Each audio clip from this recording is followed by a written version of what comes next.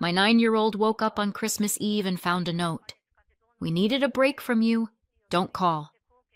The whole family went to a beach resort without her. When I found out, I didn't cry.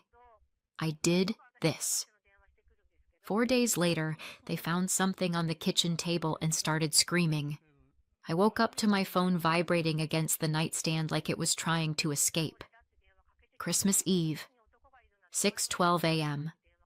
Too early for anything except emergencies or flights I definitely wasn't on. I grabbed it, still half tangled in hotel sheets. "Mom?" my daughter, Zara, whispered. Instant adrenaline. I sat straight up. "Zara? What's wrong?" Silence. A tiny breath. And then, I think something's wrong. The house is empty." That sentence hit me harder than any alarm clock. I swung my legs off the bed and stood, the cheap carpet cold under my feet. I was in yet another anonymous airport hotel, an hour flight from home, because small city hospitals don't care that it's Christmas when they're drowning in flu and short on doctors. Holiday coverage is mandatory, and this week I was it. I'd told myself it was fine. I'd be back tomorrow. Zara loved my parents, her grandparents, and my younger sister Samantha was there with her kids, Owen and Quinn. Full house, built-in chaos, built-in babysitters, except now my 9-year-old sounded like she was standing at the edge of a cliff. "Okay," I said, forcing my voice steady. "Tell me where you are." "In my room," she whispered. "But it's too quiet. Not normal quiet." "All right, put me on speaker, okay? We're going to walk through the house together." I heard a faint beep as she switched modes, then the rustle of blankets as she got up. "Okay," she said. "Good. Open your door and tell me what you see." "The hallway light's on," she said. "Grandma always turns it off at night." I filed that away. "Anyone in the hallway?" "No, just the light." "All right, walk toward the living room." Her footsteps sounded small and hollow through the phone. I could picture the hallway, the family photos I'd hung, the mirror my mother always complained about, the runner rug I'd bought on sale between night shifts. All of it mine. All of it paid for with exhausted bones. "I'm in the living room," she said. "The TV's off. Grandpa's blanket is gone." My heart rate picked up. "Is the tree on?" We'd decorated it last week, me, Zara, and Quinn, while Owen pretended he was too cool and still fought for the top ornament. She paused. "Yeah, the lights are on, but there's no coffee cup. Grandpa always has coffee." It was such a small detail, but something about it made my stomach turn. "Okay," I said. "Let's check the driveway. Just peek through the curtain." She patted over, and I heard the soft hiss of fabric moving. "Mom," she said, voice shrinking. "Grandma's car is gone. And Grandpa's truck. And Aunt Sam's car, too." So, not a quick coffee run. I took a slow breath. "All right. Remember they were talking about leaving early for the beach resort? Maybe they just—" "Without me?" she said. "They didn't wake me up. They didn't say anything." That part lodged in my throat. "Maybe there's a note," I said, clinging to whatever script I could find. "Check the kitchen table. Sometimes people leave notes when they go out." This was the moment where, in a different family, the note would say something like, "Ran to the store, back soon, love you, eat the cookies." I listened as she walked. "I'm in the kitchen," she said. "There's a paper here, like a ripped-out notebook page." My pulse started to thud. "Pick it up," I said. "What does it say?" She rustled paper, took a breath, and read, stumbling over the first word. "We needed a break from you. Don't call." The hotel room went very, very quiet. Not because there was no noise. It was full of humming AC, distant doors slamming, someone laughing down the hall. But inside my head, Everything went silent and sharp. I pressed my fingers into my forehead. That's all it says? Yes. Her voice cracked. Mom, did I do something bad? No, I said immediately. Absolutely not. That note is wrong. They were wrong to leave it, and they were wrong to leave you. I walked to the tiny window and stared out at a generic parking lot, just to have something to look at that wasn't my own reflection. Okay, I said. We're going to do a quick sweep. Stay on the line. Check Grandma and Grandpa's room. Her footsteps dragged a little now. Grandma's bed is made, she said after a second. Her suitcase is gone. Grandpa's too. There's dust where his boots were. I forced a breath. Okay, check Samantha's room. She walked down the hall. A pause, then. Her suitcase is gone too, and the kids' stuff. Owen's Switch isn't here, and Quinn's unicorn is gone. A tiny inhale. They always take those when we go somewhere. Of course they took Quinn's unicorn, but not Zara. I sat back on the edge of the bed because if I didn't, I was going to fall. All right, I said. I'm going to try calling Grandma. Stay on the line with me, just be quiet for a minute. I put Zara on mute and dialed my mother. Straight to voicemail. My father. Voicemail. Samantha. Voicemail. Not even a ring. Not even a half-hearted, sorry, can't talk right now. I unmuted Zara. Okay. I'm still here. I knew it, she whispered. They went to the beach without me. Her voice did something to me then. It wasn't the crying. I'd heard her cry before. This was quieter, flatter, like she was already trying to shrink herself smaller so the world wouldn't notice. I needed another adult. Any adult. Unfortunately, that left me with Reed. Reed wasn't blood, just a longtime friend of the family who'd somehow become a permanent extra in our family group chats and vacations. He had Seinfeld opinions and a talent for always being around when there was free food. I scrolled to his name and hit call. He answered on the second ring, over loud noise, kids shouting, water in the background, what sounded suspiciously like a blender. Naomi! Hey! Mary! Where are my parents? I asked. He hesitated. They're around? Try again. I heard someone in the background ask. Is that Naomi? Then lower. Don't just give me the phone. Reed's voice dropped. They said you knew. Reed, I said, each word precise. Where are they? And where is my daughter supposed to be right now? He exhaled. We're at the resort. They left early to beat the traffic. Your mom said Zara would be fine for a few hours. Samantha said she needed a break because Zara's been, quote, extra. They were going to pick her up later, I think. Or maybe, if you finish that sentence, I am going to come to that resort and remove your larynx with a plastic spoon. He made a small, terrified noise. Look, I just tagged along, okay? I didn't make the plan. You still came, I said. I hung up before I said something a medical board might frown on. Mom? Zara asked. Are you still there? Yes, I said. I'm here, and I'm coming home. But you're at work, she whispered. I don't care. I checked the time. If I left now, I could maybe be on a flight before 8. Maybe be home before noon. Maybe. Listen, I said. I'm going to call Mrs. Martin.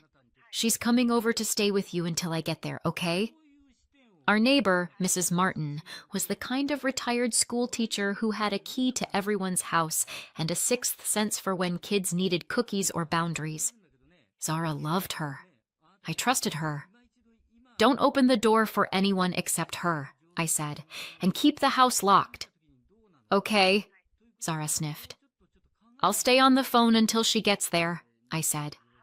I switched to three-way calling and rang Mrs. Martin. She picked up on the second ring, bless her. Naomi? Is everything all right? No, I said, but it will be. I need a favor. Big one. I explained in 3 sentences. Her voice got sharper with each one. I'll be there in 5 minutes, she said. Zara, sweetie, I'm coming right now. Don't be scared. You're not alone. Okay? Okay, Zara whispered.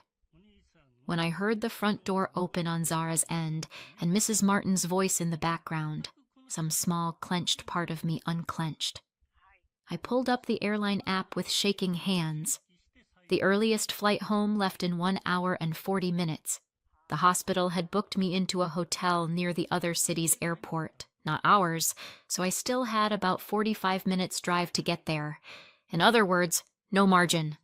At all. I booked it anyway. Holiday pricing, last minute. One way.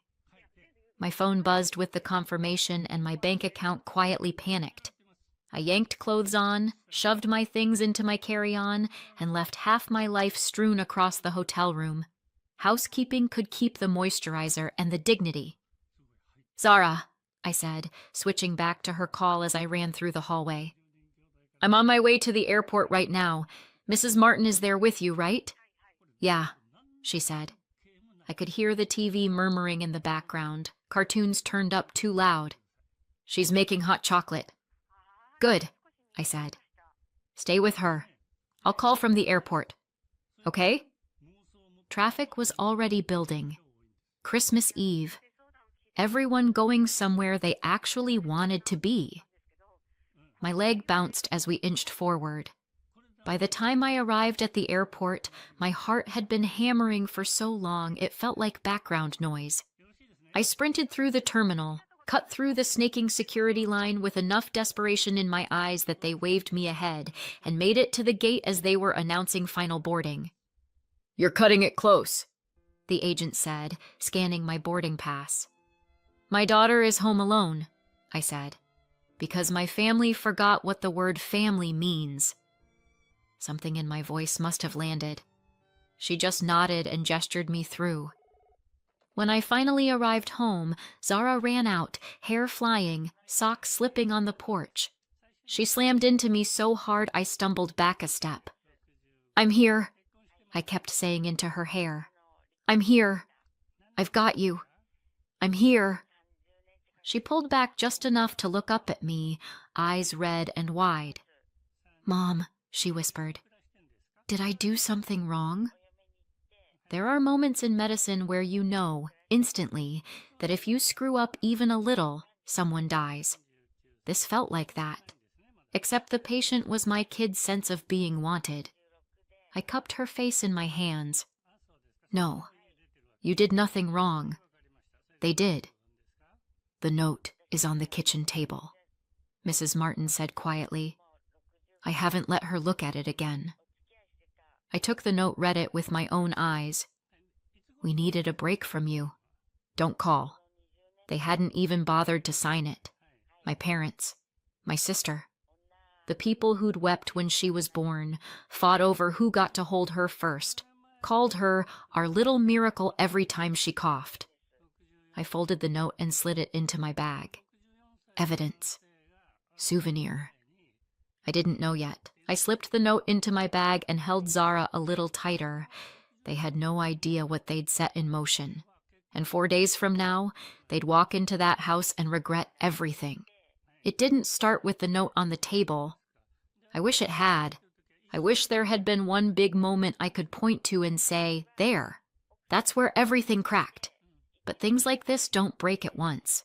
They wear down slowly, like a hinge you stop noticing until the door falls off. I'm the oldest. Samantha is the youngest. That alone should tell you most of the story. I was the one who remembered bills, appointments, birthdays. She was the one who remembered fun. Our parents encouraged the arrangement. Naomi's responsible, Samantha's spirited. Those labels became our job descriptions. By the time I finished medical school, I'd been holding things together for so long it felt normal. My parents were proud of me, yes, but also very comfortable with the idea that responsible meant available, for emotional labor, financial help, childcare, you name it. When I finally bought my house after residency, they were the ones who suggested moving in to help with Zara. Zara was 5 then, and Jason, my ex-husband, was halfway out the emotional door already. The offer felt like stability, so I said yes. It didn't take long to realize I'd invited 2 extra adults to live in my home while I worked 60-hour weeks. Then Samantha moved in too, after a breakup left her with 2 kids, Owen and Quinn, and nowhere affordable to go. One temporary week turned into months. Months turned into years. And somehow, I was the only person paying for anything. Mortgage, utilities, internet, streaming, groceries, insurance. If it had a bill, it had my name on it. If I brought it up gently, my mother clutched her chest and said, "We're doing our best. Besides, you make more than any of us ever did." Maybe that was true. But respect doesn't cost money, and somehow that was always the thing in shortest supply. Worse than the finances was how they treated Zara. She's sensitive. The thoughtful kind, the kind who feels things deeply and notices every shift in tone. My family treated that like a flaw. My mother called her too delicate. My dad added dramatic. Samantha said she needed to toughen up, as if 9-year-olds should come with built-in armor. If Zara got overwhelmed at dinner, they teased her. If she cried at a sad commercial, they sighed. Once, she told my mother she didn't like loud voices, and my mother laughed and said, "Well, you picked the wrong family, didn't you?" That one stuck with me for weeks. I tried stepping in, but every time I did, they accused me of spoiling her or projecting from my job. The irony of being told how to parent my child by people who wouldn't buy toothpaste without asking first is not lost on me. Still, I believed in family. I believed in the idea that even flawed people can show up when it matters. So when Samantha suggested the Christmas beach trip months ago, a big family thing, all of us together, I said yes, even though money was tight. Even though I'd have to join them later because I'd been assigned to a mandatory Christmas Eve shift in another city. They insisted they'd take good care of Zara, that she'd be surrounded by people who loved her. The night before I left, Zara said quietly, "Sometimes they're mean, and I don't know why." I hugged her and told her she was safe. I believed it because I needed to. The next morning, I left for work before sunrise, and while I was stitching up strangers and answering pages, they packed their bags and drove to the beach without her, leaving my 9-year-old daughter behind with nothing but a handwritten note. After I got back and peeled Zara off my coat, the first thing I did wasn't scream or plot or burn the house down. I fed her. She kept insisting she wasn't hungry, but her hands were shaking, and she hadn't eaten more than a few bites of toast with Mrs. Martin. So I made grilled cheese and tomato soup, classic comfort food, doctor-approved therapy, and sat with her until she got halfway through the sandwich. Only then did her eyes stop darting toward the front door like she expected someone to jump out yelling, "Gotcha!" No one did. When Mrs. Martin finally left, with strict instructions to call her if I even thought about needing help, I put Zara in my bed, drew the curtains, turned the TV to something gentle, and watched her fall asleep in minutes. Kids crash hard after fear. Adults just pretend they didn't. I went back to the kitchen.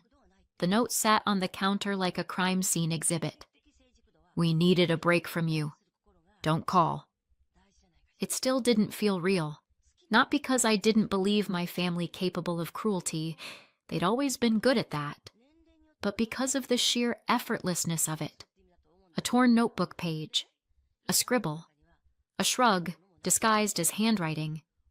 I photographed the note, the empty hooks, the missing toothbrushes, all the quiet evidence they'd packed and left. All of them, except Zara. Document, assess, plan. The triage instinct was automatic. Urgent. Zara. Serious. detoxing the environment she'd been drowning in. Non-emergent.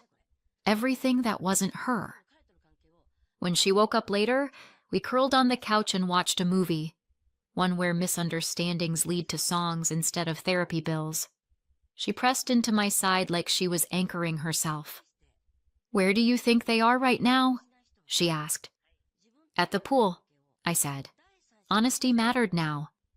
"Do you think they'll come back tonight?" "I think they'll come back when the resort kicks them out," I said. "But you and I won't be here." She blinked up at me. "We're leaving?" "Yes," I said. "We're taking our own little vacation." Her eyes lit up, fragile but hopeful. "Will there be hot chocolate?" "There will be hot chocolate until you beg me to stop." She snorted softly. It was almost a laugh. After she fell asleep again, I made calls. First to a colleague who rents a small furnished apartment near the hospital to traveling nurses. I'd covered Thanksgiving for him last year when he got sick. "You can have it for as long as you need," he said. "I'll text the door code." Next, I called a lawyer friend, someone I'd once stitched up after he lost an argument with a bar stool. He answered like he expected me to say something sarcastic. Instead, I said, "I need to get people out of my house." Instant silence. "They paying rent?" he asked. "No." "Lease?" "No." "They get mail there?" "Yes." "Okay, they're licensees. You can revoke permission to stay. Put it in writing. Give them a short deadline. After that, you start the eviction process if they're still squatting. Can I post the notice while they're gone?" "It's ideal. Less drama." A beat. "Naomi? You all right?" "Getting there," I said. The next morning, Christmas Day, I told Zara to pack her favorite things: clothes, books, stuffed fox, the little lamp she loved. I packed the rest: school supplies, comfort items, the drawings she'd taped to her wall. "We're not coming back?" she asked. "We are," I said. "But not with them." Her lip wobbled. "Like the note?" "No, not like the note. They left you to get a break. I'm taking you to get safe." She nodded slowly, and we loaded everything into my car. Then came the last step. I walked the house one final time. I didn't touch their sentimental junk or strip their rooms bare. I didn't throw anything out the window, tempting. I didn't retaliate. I just printed 3 copies of the notice. "Effective immediately, your permission to reside in this property is revoked. You have 7 days to remove your belongings. Failure to do so will result in formal eviction proceedings. Do not contact Zara. Communications go through me only." I signed my name. 1 copy went on the kitchen table, the exact spot where their note had been. 1 on the inside of the front door. 1 on my parents' bed. Then I locked up, checked the windows, set the alarm, and walked out with my daughter's small hand wrapped around mine. The apartment was tiny. Squeaky couch, thin walls, the kind of kitchen where you can stand in one spot and touch everything. But it was quiet. It was ours. That night, Zara and I sat on an air mattress eating takeout pad thai and watching cartoons on my laptop. "Is this just for Christmas?" she asked.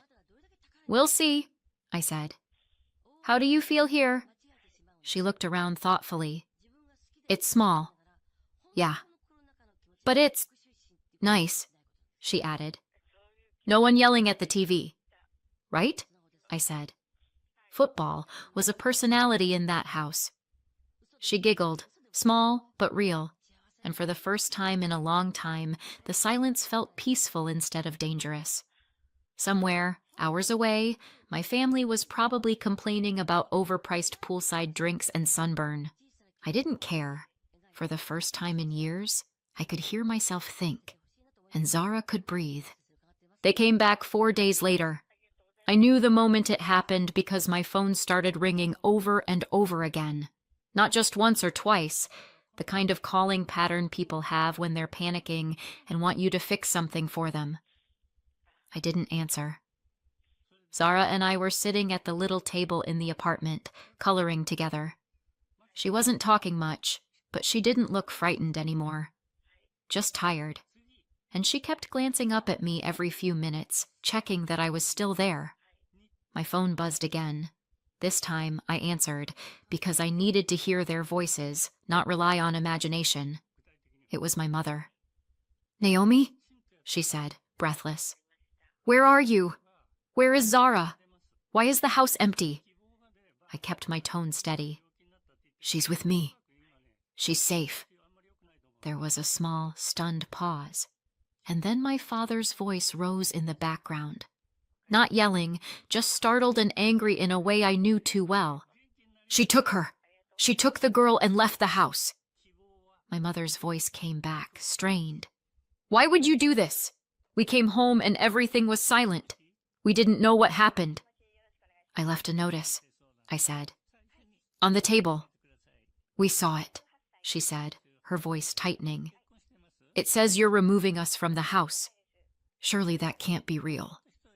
"It is," I said quietly. My father came onto the line fully then. "Naomi, you can't just throw your family out. We've lived there for years." "You've lived in my home for years," I corrected gently. "And you left my daughter alone without telling me. You didn't check on her. You didn't call her. You left her to wake up and find an empty house." "That's not fair," my mother said softly. "We were coming back." "When?" I asked. "After breakfast at the resort? After a swim? After you remembered she existed?" She didn't answer. For a moment, all I heard through the line was quiet arguing between my parents and Samantha. Not shouting, more like three people scrambling to explain something to themselves before explaining it to me. Finally, Samantha's voice broke through. "Naomi, this is being blown out of proportion. We didn't mean for her to be scared. We just needed space. And you work so much. We thought she'd be fine." I let out a long breath. She was not fine. She was terrified. She thought something happened to all of you. She thought she'd done something wrong. And you didn't leave her a plan. You left her a note telling her not to call you. "It wasn't meant like that," my mother whispered. "I know what you meant," I said. "But I have to look at what it did." There was a soft sound on the other end, almost like she was crying but trying not to. Part of me hurt hearing it, but another part, the part that held Zara while she trembled, stayed firm. "You have 6 days to move your things out," I said. "I won't argue about it. I'm not changing my mind." "Naomi," my father said, voice heavy, "you're tearing this family apart." I closed my eyes. "Dad, I'm holding my family together. Mine is Zara and me.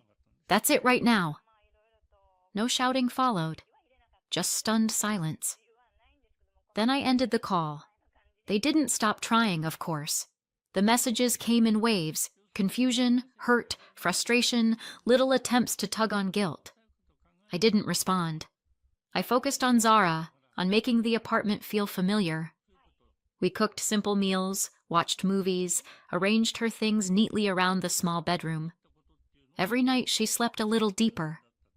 A few days later, on my way into the hospital, they tried showing up in person. A nurse pulled me aside. "Your family is out front," she said. "Do you want me to walk you around the back?" I almost said yes, but avoidance only works for so long. "I'll talk to them," I said. They stood near the main entrance, my parents and Samantha together.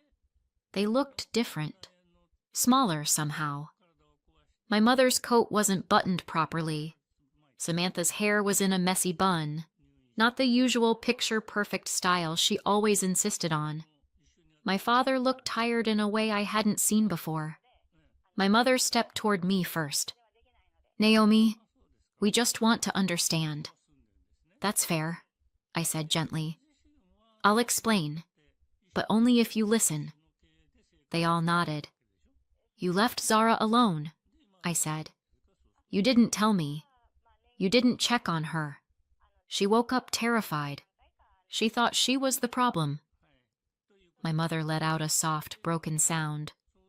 I never meant for her to think that. I know you didn't, I said. But that's what happened. Samantha crossed her arms. We were overwhelmed, Naomi. We watched 3 kids, you know. I know, I interrupted.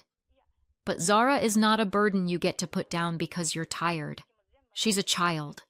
My child. And she deserves to feel safe. My father rubbed his forehead. So that's it? We're just out on the street? No, I said. You have a week to find a place. You're adults. I trust you can manage. They exchanged looks. Uncomfortable, resistant, but also resigned. My mother sighed first. We really didn't think it through, she said softly. We thought you'd calm down after a day or 2.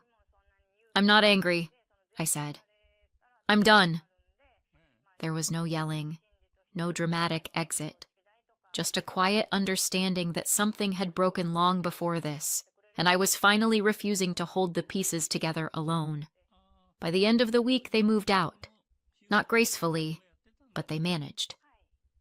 Mrs. Martin gave the occasional update, but I stopped asking for them. I didn't need to know who was angry at whom or which piece of furniture didn't fit in the rental. That part of the story wasn't mine anymore.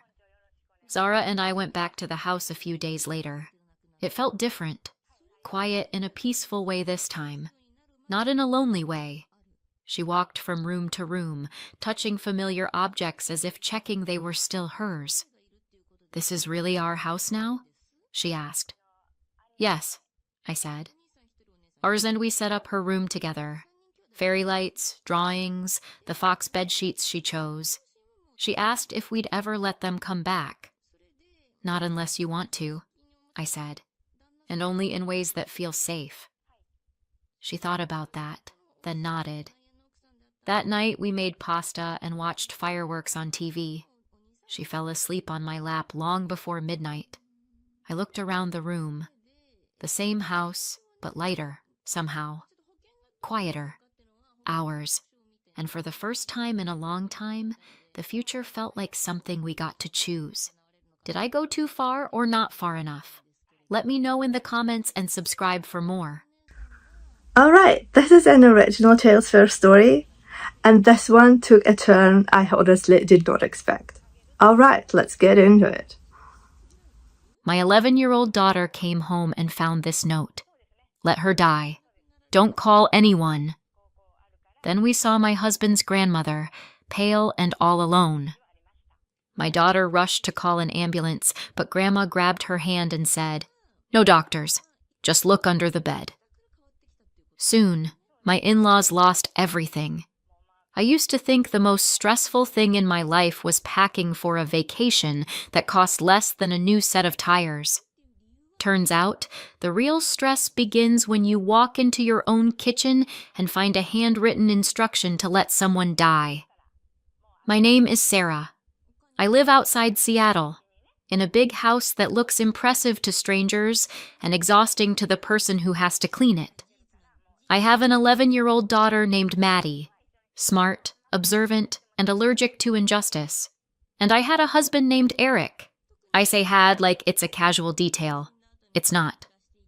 Eric came with a mother, Linda, who could smile while making you feel like you were a stain on her family's fabric. Linda wasn't openly cruel. She was strategic.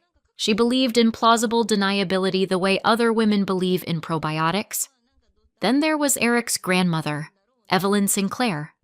For 2 years, Evelyn lived with us. She was declining, according to Linda. Weak. Confused. Not really all there. She stayed in the back bedroom, quiet, motionless, staring past people as if we were a TV left on in the corner. Maddie tried with her anyway. She'd leave drawings by Evelyn's door. Little notes like, Hi, Grandma Evelyn. I hope you feel better. Sometimes a heart, sometimes a sun. Linda never once acknowledged those drawings. Not a, how sweet. Not a thank you. Nothing. Eric would just shrug and say, You know how Mom is. That phrase should come with a warning label. A week before everything blew up, I made a decision Eric labeled stupid. I booked a cheap 3-night getaway for me and Maddie. Ocean shores, off-season, budget resort, indoor pool, faded carpet, the kind of place where the most luxurious feature is that the coffee is free. Maddie was excited in that full-body kid way, like joy is something you can physically carry. Eric, meanwhile, looked at the reservation email like I'd sent him proof of my incompetence. "Ocean shores?" he said. "That's not a vacation." "It's 3 days," I said. "Maddie wants the beach." He made a sound like the beach was a personal insult. "It's going to be cold. It's going to be damp. What's the point?" "The point," I said, keeping my voice even, "is that our daughter has been asking for something simple, and I'm doing it." Eric didn't argue. He didn't have to. He just delivered the kind of sigh that says, "I'm letting you embarrass yourself." "Fine," he said. "Go. I'll stay here." Maddie stood there with her backpack strap wrapped around her hand, quiet and small, watching her father opt out of her happiness like it was a tedious subscription. Linda called later, because Linda always called later. "I heard you're taking Madison to Ocean Shores," she said, pronouncing it like a medical condition. "Well, that's nice." "It'll be fun," I said. She hummed.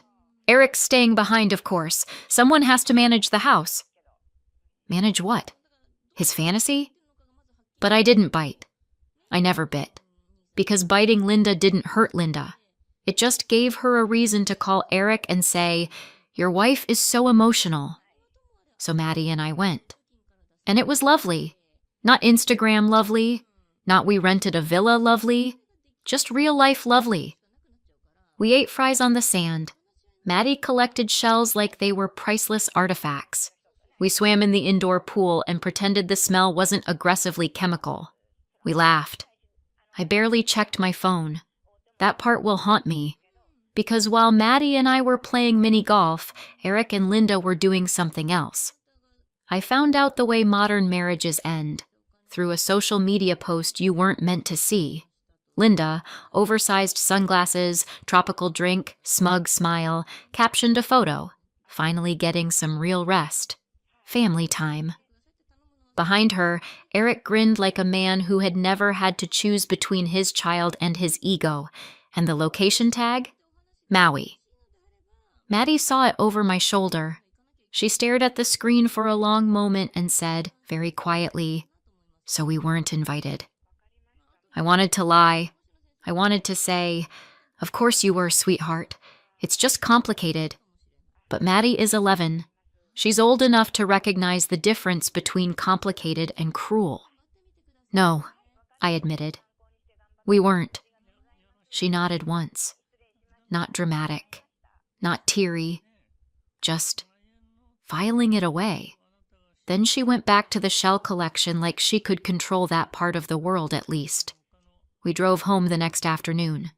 Seattle greeted us with gray skies and damp air, which felt fitting. Maddie sang along to the radio. I kept my eyes on the road and tried not to imagine what was happening back at the house. I told myself it was fine. Eric was selfish, not criminal. Linda was mean, not evil. Evelyn was there, quiet, safe. That was my second mistake. We pulled into the driveway around 3 p.m. The house looked normal, expensive, still, like it was posing. But something was wrong. The porch light was on, in daylight. The air felt too quiet, like the house itself had muted the volume. Maddie hopped out first, rolled her suitcase to the door, and pushed it open with her shoulder. Then she stopped. Her suitcase tipped over. She didn't even notice. "Mom," she said. Her voice was thin. "There's a note." I walked in and saw it immediately. White paper placed dead center on the kitchen island, like a centerpiece. Maddie read it out loud because she couldn't believe it was real. "Let her die. Don't call anyone." My stomach dropped so hard I felt dizzy. I snatched the paper. No signature. No explanation. But I knew the handwriting. Neat. Confident.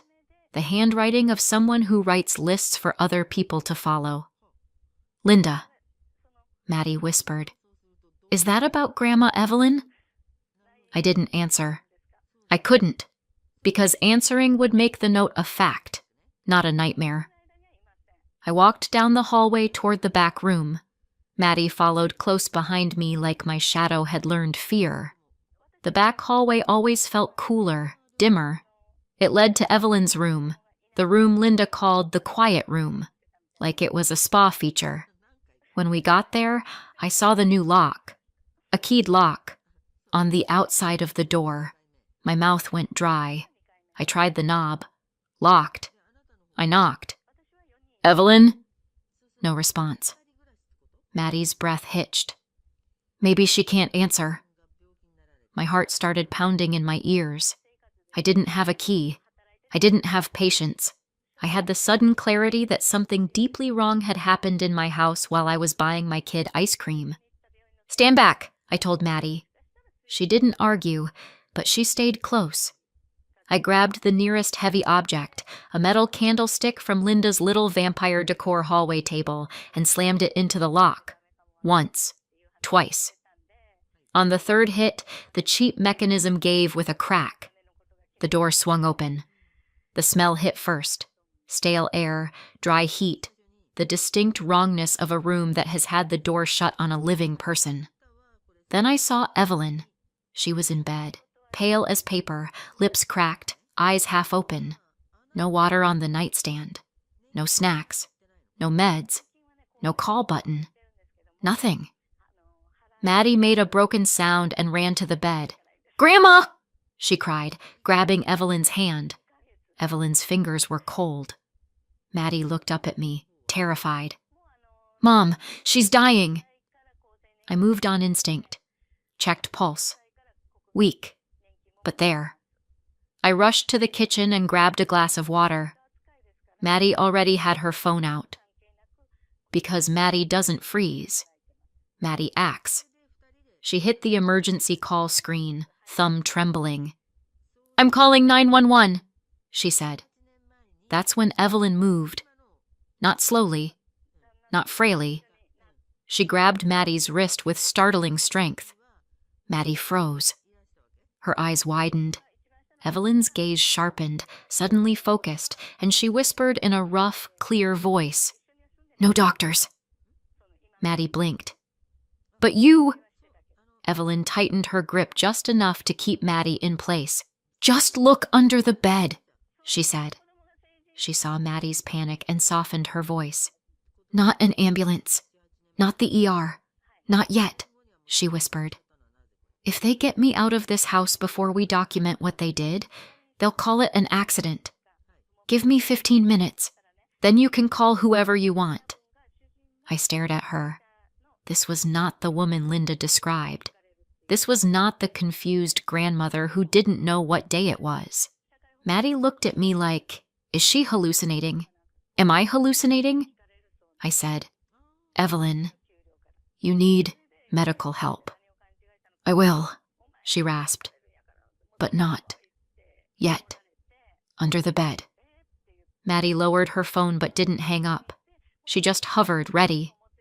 I knelt and looked under the bed. A plastic storage bin was shoved far back, hidden like someone had intentionally placed it where no one would casually find it. I pulled it out. Inside, bottled water, electrolyte packets, a small first aid kit, a pulse oximeter, and an envelope taped to a cheap-looking phone. A sticky note on the phone read, Call Samuel. Maddie whispered, Who's Samuel? Evelyn released her wrist and leaned back like she'd completed step 1 of a plan. My attorney, she said. I stared at the phone. You have a hidden emergency kit and a burner phone? Evelyn's mouth twitched. Yes. Maddie's voice shook, half horrified, half impressed. Are you, like, spy grandma? Evelyn's eyes flicked to her. I'm a grandmother who got tired of being underestimated. I mixed an electrolyte packet into water and helped Evelyn drink slowly. Maddie watched her vitals on the oximeter like she'd been training for this her whole life. Then I grabbed the phone and called the only saved contact. It rang twice. "Samuel Miller," a calm voice answered. "Samuel," I said, trying to keep my voice steady. "This is Sarah. I'm with Evelyn. She told me to call you." No surprise. No confusion. "Is she awake?" he asked. Evelyn rasped, "I'm awake." Samuel exhaled like he'd been waiting to hear that. "Put me on speaker." I did. "Evelyn," Samuel said. "Are they gone?" "They're in Maui," Evelyn replied. "They think I'll be dead by the time they get back." Maddie's face tightened with disgust. "That's evil." Evelyn's eyes softened, just slightly, at Maddie's voice. Samuel said, "Sarah, listen carefully. Take photos. The lock, the room, the lack of water, everything. I'm dispatching security and a medical provider. And Sarah, don't contact Eric or Linda." I let out a short laugh that wasn't funny. "I wasn't planning on it. I'm busy discovering my house has a hostage room." Samuel's tone remained steady. "Evelyn, do you consent to law enforcement involvement?" "Yes," Evelyn said. Maddie lifted her phone again. "If she passes out, I'm calling 911 anyway." Evelyn looked at Maddie and, this time, smiled, small and real. "Fair," she said. While we waited, I kept feeding Evelyn water in small sips. Maddie stayed at her side, holding her hand. She was shaking, but she didn't run. That matters. Because when you're 11 and you see something like this, you either become frightened or fierce. Maddie was becoming fierce.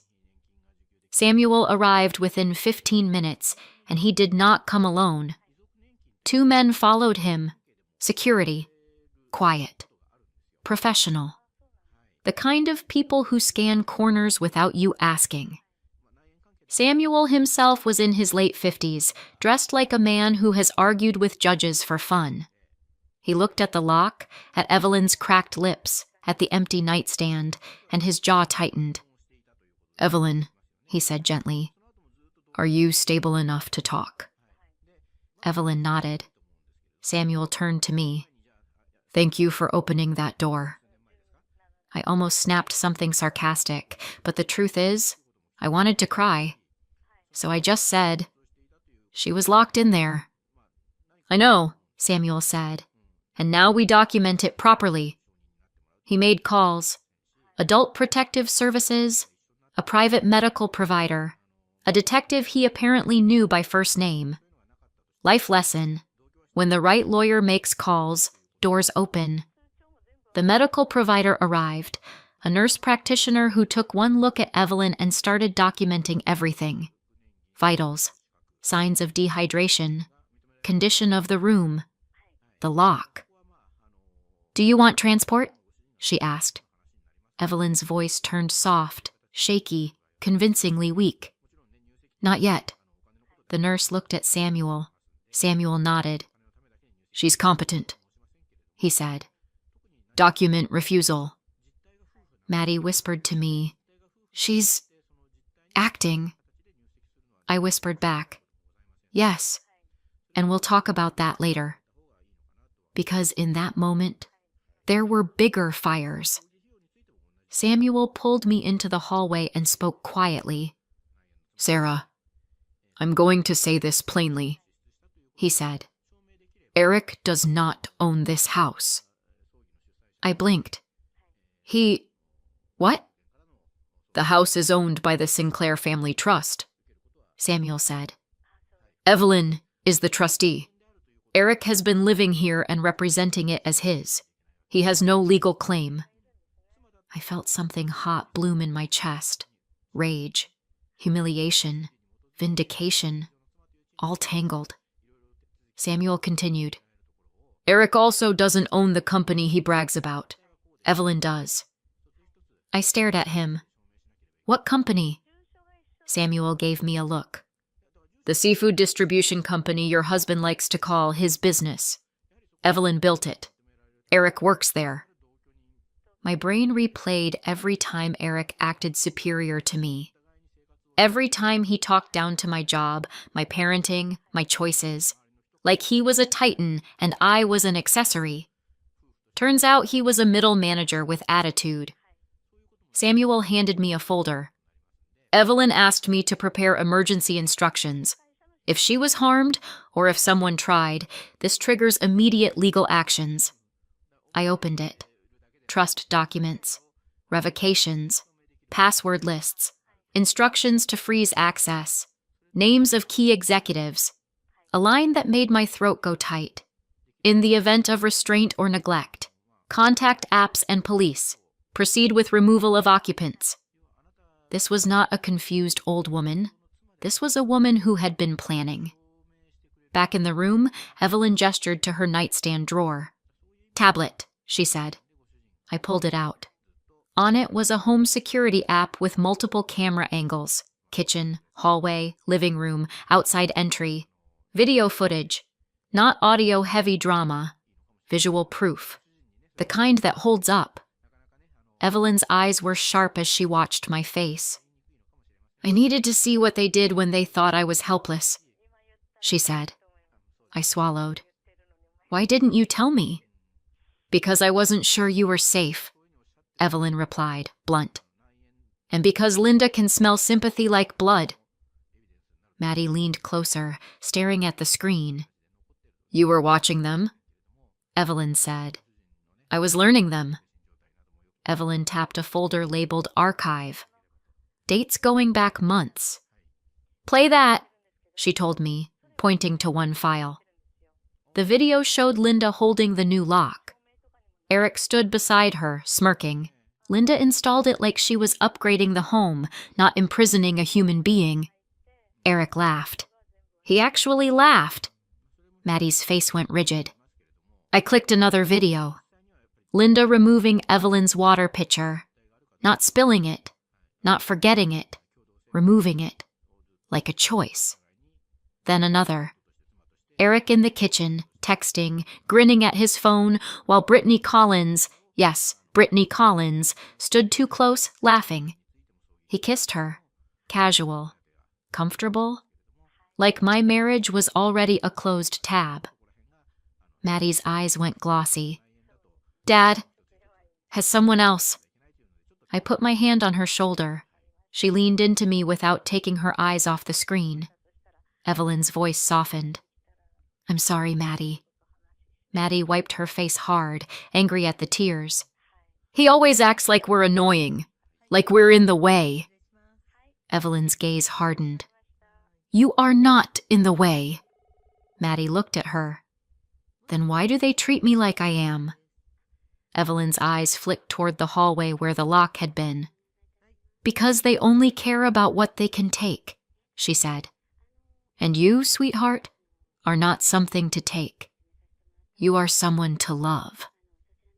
That did it. My throat tightened. Because Maddie deserved to hear that from an adult who meant it. Samuel returned, calm and efficient. Here's what happens next, he said. We file for an emergency protective order for Evelyn. We notify APS. We prepare law enforcement to meet them when they return.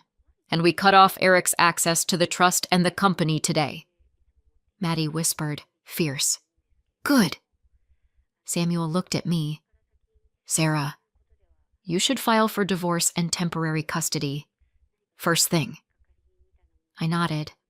My voice barely worked. Okay. Evelyn said. I want them home. I blinked. Why? Evelyn's mouth turned flat. Because I'm finished waiting. Samuel's eyes flicked to me. We can lure them back. Evelyn looked at me. Tell Eric what he wants to hear. I understood instantly. The cruel part of them wanted a death. They wanted a clean ending. So we gave them a messy beginning. That evening, I texted Eric. It happened. Call me. I stared at the screen like I was holding a live wire. Maddie asked quietly, "Are we lying?" Evelyn answered, "We're setting a trap." Maddie nodded like that made perfect sense. Because when you've been treated like you don't matter, you learn to appreciate strategy. Eric called within minutes. I didn't answer right away. I wanted him to sit in his panic, just for a second. Then I picked up and let my voice shake. "Eric." His voice was sharp, not tender, not worried about me. "What do you mean, it happened?" I let silence do the work. Then I whispered, "Your grandma." There was a pause. Not grief. Calculation. Eric exhaled. "Okay. Don't do anything. Don't call anyone. We're getting on the next flight." Don't call anyone. The exact vibe of Linda's note. My stomach turned. I swallowed it down and said, "Okay." Then I hung up and stared at my phone like it was contaminated. Maddie whispered, furious, "He didn't ask if you were okay." "No," I said. "He didn't." Evelyn's voice was quiet. "He never does." The next day moved like an organized storm. Samuel filed everything. The emergency protective order, the APS report, notices to the company, instructions to freeze Eric's access to accounts and systems, corporate cards canceled, email access revoked. Evelyn made calls to her executives and board. Yes, she had a board, like she was switching off a light. Eric's name disappeared from the company directory by lunchtime. Funny how quickly important becomes unemployed. Security remained at the house. Not dramatic, not obvious, just present. And the house changed. Not physically yet, but emotionally. For the first time, I didn't feel like I was living in Linda's shadow. I felt like I'd stepped out of it. That night, Maddie helped me put away the last of our Ocean Shores souvenirs, shells, a cheap keychain, a photo booth strip where we're both laughing. Maddie held the strip and said, "I'm glad we went." I looked at her. "Me too." She stared at it for a moment longer and added, "Even if Dad didn't want to come." I didn't correct her. Sometimes kids protect themselves with optimism. Sometimes you let them. At 10:58 p.m. the next day, the driveway camera pinged. Car lights. A door shutting. Footsteps.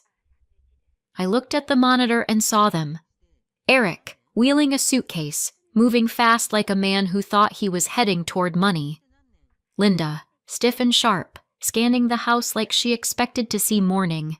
And Brittany Collins, wearing a hoodie, trying to look like she wasn't arriving at my home late at night with my husband. Maddie saw Brittany and whispered, "That's her." Her voice didn't shake this time. It hardened. Inside the living room, Evelyn sat upright in a chair. Not in bed, not frail, not confused. Hair brushed, eyes clear. Samuel stood beside her, and by the entryway stood a detective and 2 uniformed officers, calm, official, not here for family drama. I told Maddie, "Stay behind me." Maddie nodded, but she didn't retreat. She stood tall. The door opened. Eric stepped inside and stopped like he'd hit an invisible wall. Because the scene wasn't what he expected. No tears, no chaos, no corpse. Just his grandmother, alive, staring at him like he was something she'd finally identified under a microscope. Eric's mouth opened. "Grandma?" Evelyn said softly. "Hello, Eric." Linda found her voice first. Of course she did. "What is this? Why are there police here? Sarah, what did you do?" "Ah, yes. Blame the woman who broke the lock. Classic." The detective stepped forward. "Ma'am, we're here regarding a report of suspected elder abuse and unlawful imprisonment." Eric's face flashed. "That's insane!" Evelyn didn't raise her voice. She didn't have to. "You locked me in a room," she said, "without water." Linda scoffed. "You were fine. We were gone a few days. Sarah is exaggerating." The nurse practitioner's written report sat on the coffee table, clipped and neat. Samuel tapped it gently with one finger. "Medical documentation says otherwise," he said. Eric tried to speak. "Grandma, listen." Evelyn cut him off with one word. "No!" The air changed.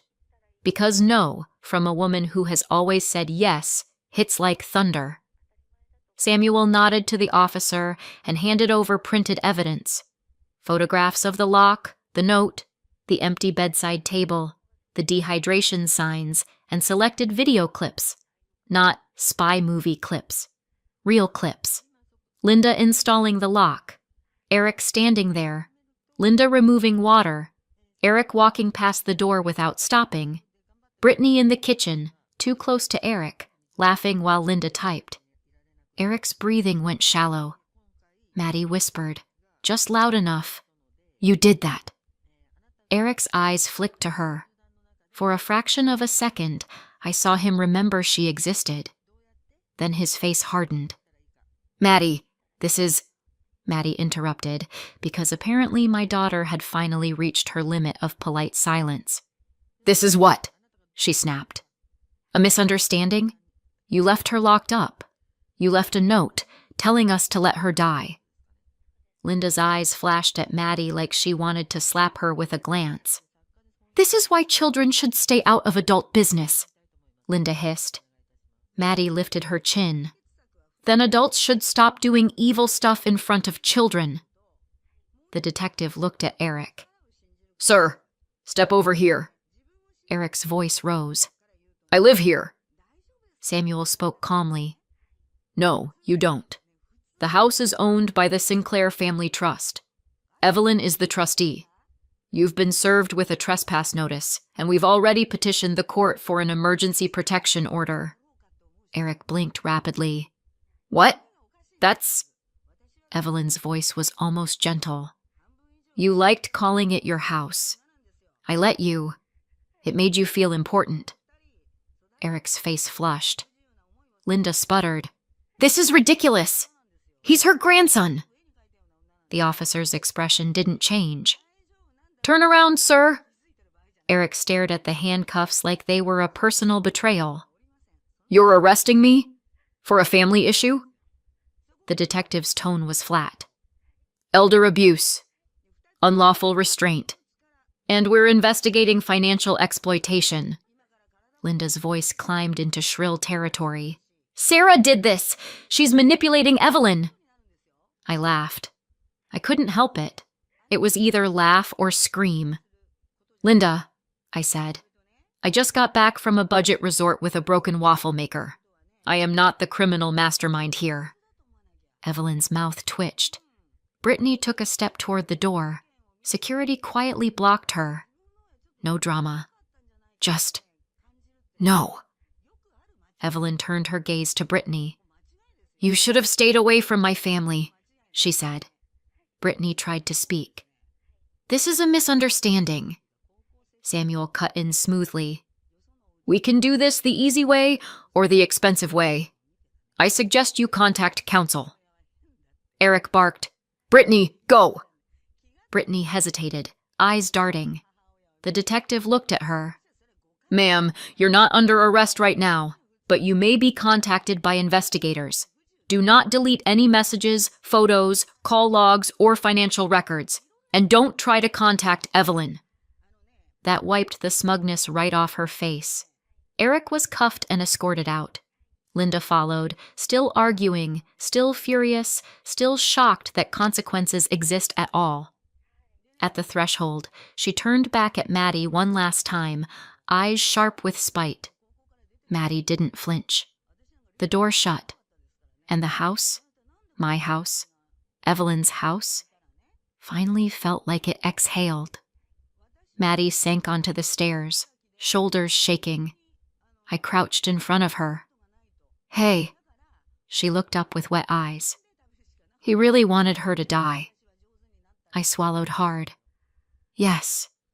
Maddie's voice cracked. Did he want us to not matter too? I pulled her into my arms so tight I probably bruised us both. You matter, I whispered. You matter more than anything. Behind us, Evelyn's voice was quiet, almost regretful. You matter, she repeated. And I'm sorry my family made you feel otherwise. Maddie wiped her cheeks and looked at Evelyn. Why did you pretend? Evelyn stared toward the dark hallway. Because sometimes, she said, the only way to learn who people are is to let them think they've already won. Over the next few weeks, life became paperwork and healing. APS followed up. The detective took statements. Evelyn's medical documentation and the photos of the lock didn't leave room for cute excuses. Eric's attorney tried the family conflict angle. The state doesn't care about your family conflict when an elderly woman is locked in a room without water. I filed for divorce. Emergency custody. The kind of paperwork you never imagine signing until you have to. Eric called from jail. I didn't answer. Linda tried from a different number. I didn't answer. Brittany messaged me online starting with, as a woman? I blocked her before she finished the sentence. The company Evelyn built moved on without Eric, like he'd been a temporary intern. Evelyn moved out of the back room into a sunny front bedroom like she was reclaiming oxygen. Maddie helped pick curtains. Evelyn let her, which was its own quiet revolution. Some nights I found Maddie sitting with Evelyn, listening to her talk about the ocean, about business, about how people will try to take what they didn't build. Evelyn would say, "Never sign anything you didn't read." Maddie would nod like she was storing it for her future. One morning, Evelyn handed me a folder. Inside were trust amendments and a college fund plan for Maddie. I stared at it. Evelyn, you don't have to. I do, Evelyn said. I watched them treat her like she was disposable.